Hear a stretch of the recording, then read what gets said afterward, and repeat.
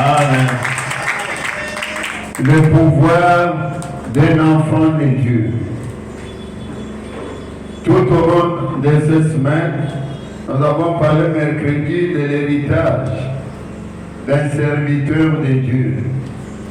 Héritage, c'est-à-dire eloko tozozwa nanzela na succession nanzela na batoyo babota biso to bakoko batikala biso bapara batikala biso. Mais awa, nous avons l'héritage de la part de Dieu. Ya mwana na nzambe solo yepa na nzambe esengelo yebaka nzambe lo mosusu. Tu n'as pas d'effort à fournir pour que vous soyez yango ezali o bazo kabela yo na mbolu na nzambe. Ya mwana, nous avons vu que héritage ya monene nzambe azopesa biso bana na ye, c'est le pouvoir. Amen. Le pouvoir d'un enfant de Dieu. Elle a cette capacité à faire quelque chose.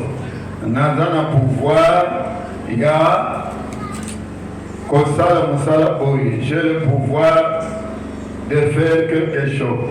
Amen. Et dans ma coquille, on zambe a dompé sa moutre. Mais à Otomona qui était, il y a deux activités pour Moutranzambe Sengeli à Sala pour que à soit pouvoir wana ou bien quoi qui s'est en bon. La Bible nous dit ici, à tous ceux qui l'ont reçu, maman, les camona vie chrétienne, si tu veux être branché à Christ, il faut recevoir Christ qui est la parole de Dieu. La Bible nous dit au commencement était la parole.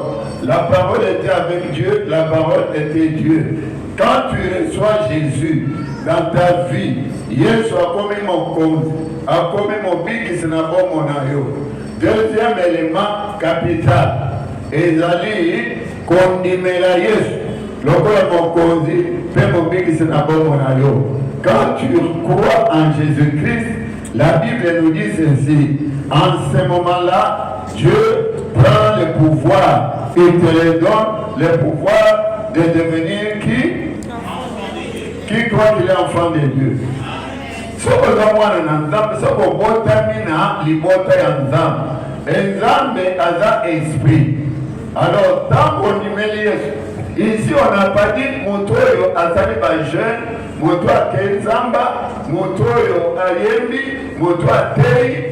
Principe de base ezali koyamba liloba koyamba Yesu pe kondimela Yesu en qualité de Seigneur et Sauveur. Et en ce moment-là, le Seigneur te donne le pouvoir.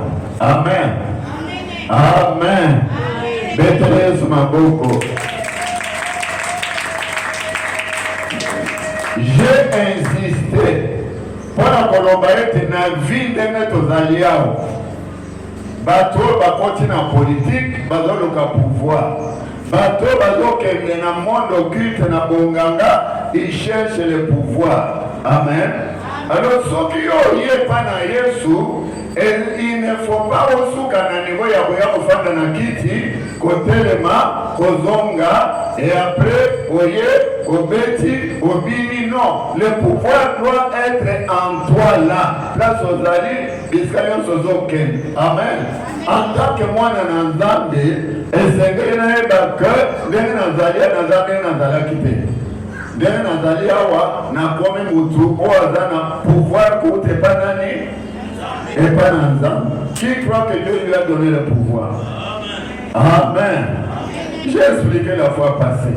So moni banganga oyo basala ko babenga kakache ya bakongole tabo ke banganga apese makazi tabo to ke ko bunda hivi azana pouvoir ya kwesa ba azana pouvoir ya kubili sababu azana pouvoir azana foi na yango. Alors problème na biso awa bana na nzambe za nini on n'a pas de foi.